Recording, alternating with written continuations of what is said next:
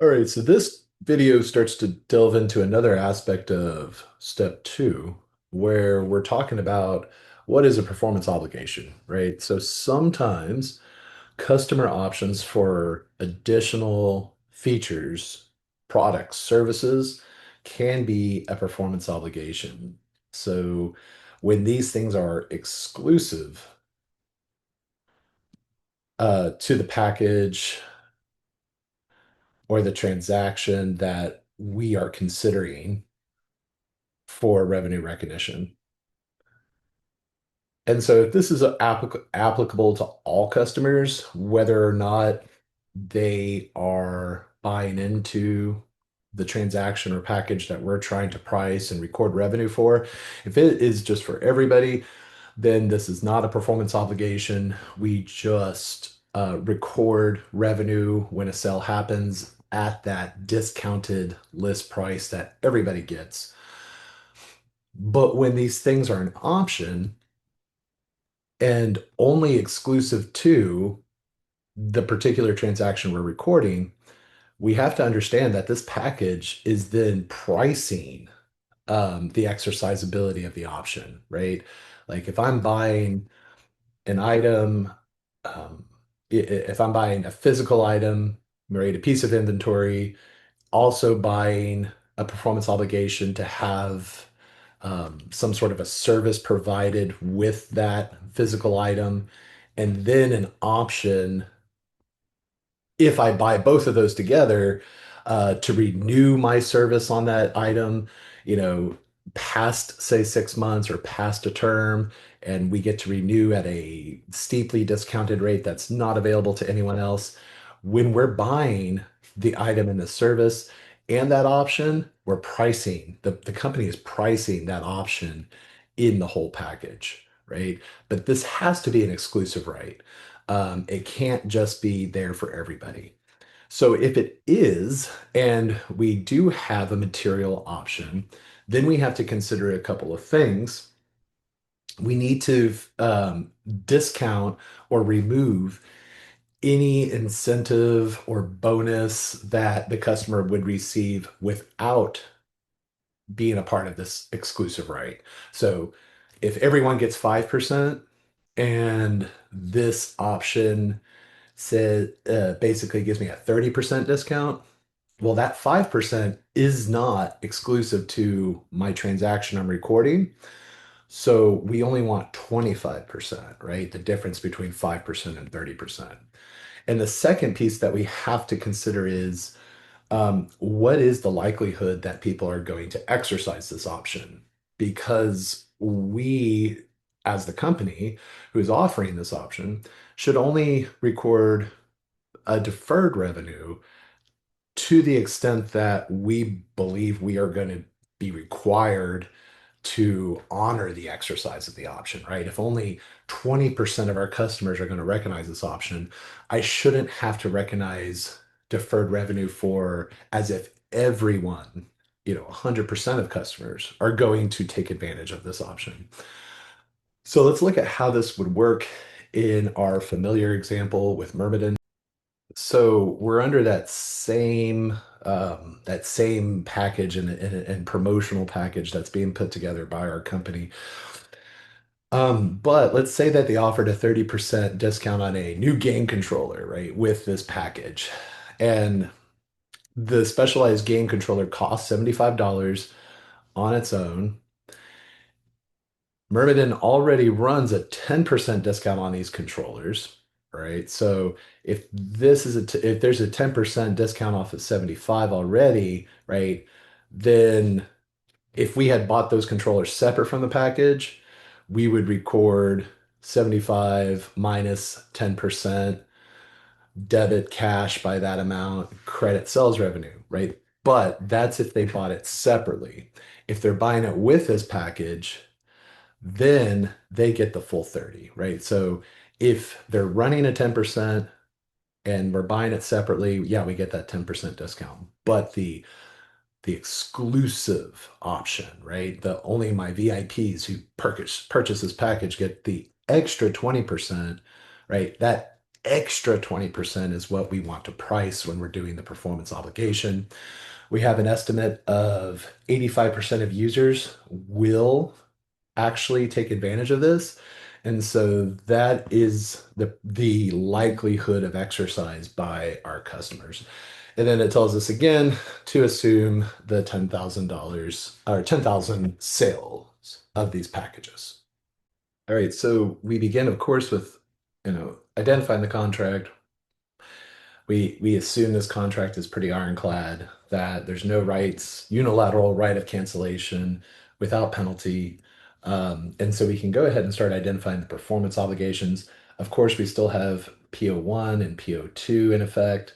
That is the console itself and the subscription that has been appended to that.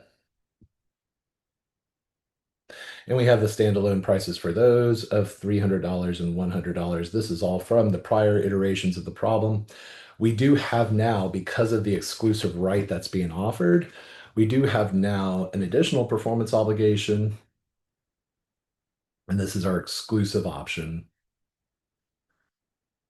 Now, the standalone price for an option, remember, we have to make sure that we're adjusting it appropriately. So it's a 30%, but everyone gets 10%. So we only want to price the exclusive piece of this option. The exclusive piece of this option is yielding a 20% discount over and above what everyone else gets. We would apply that to the standalone price of the controller itself that is indicated in the problem.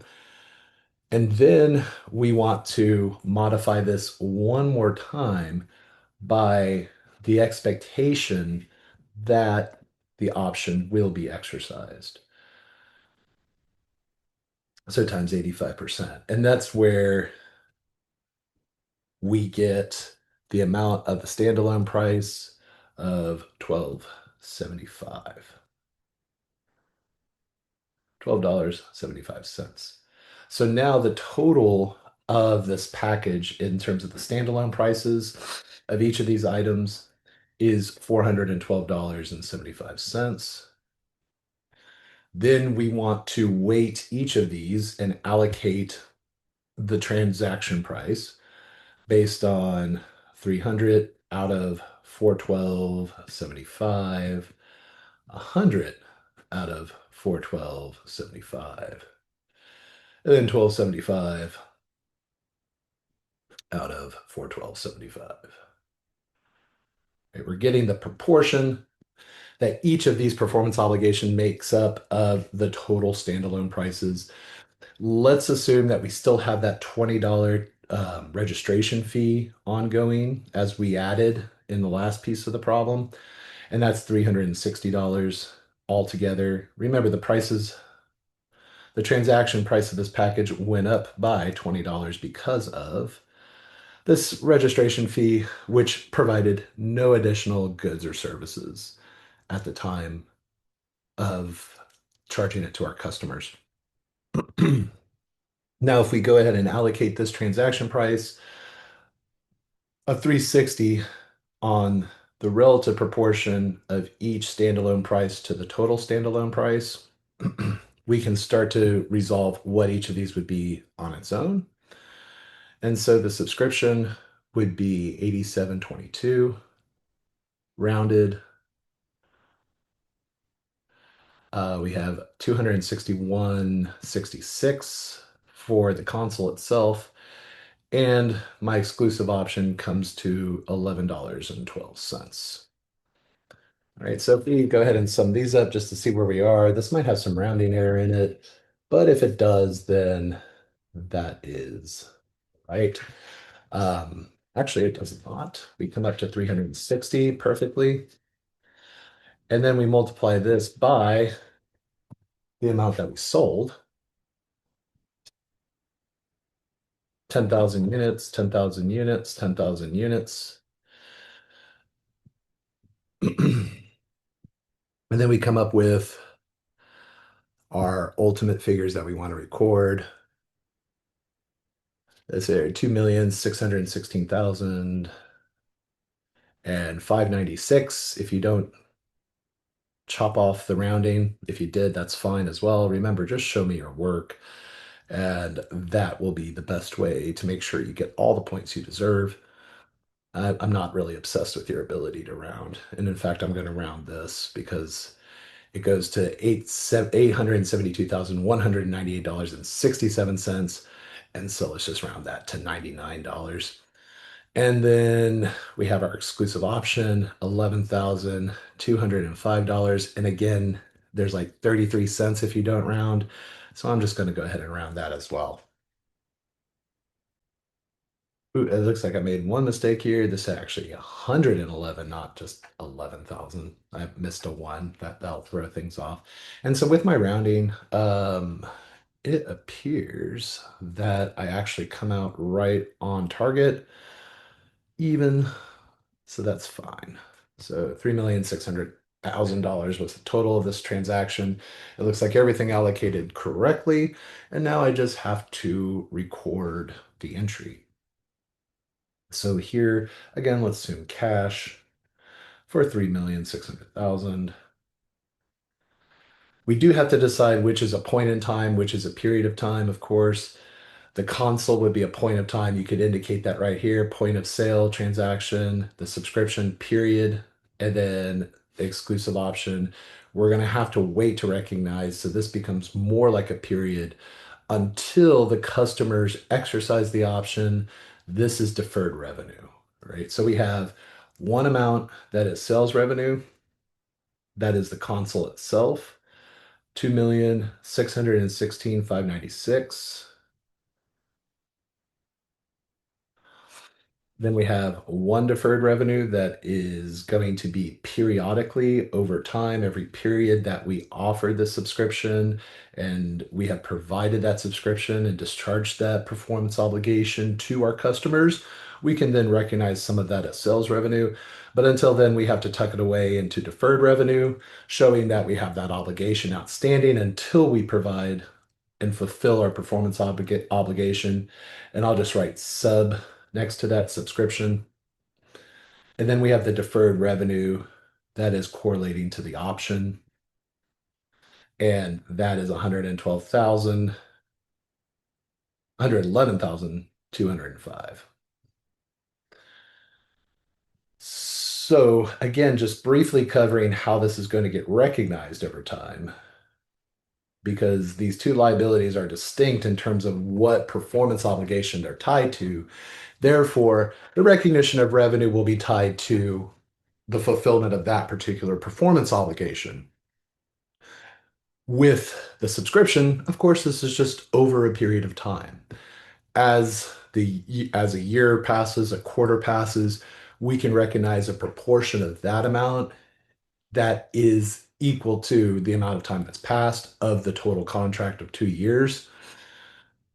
The deferred revenue option with the controller is just going to be based on when users decide to exercise that option. Okay. So as users decide to exercise the option, then we can record this as actually realized debit deferred revenue and credit sales revenue as each option is actually exercised.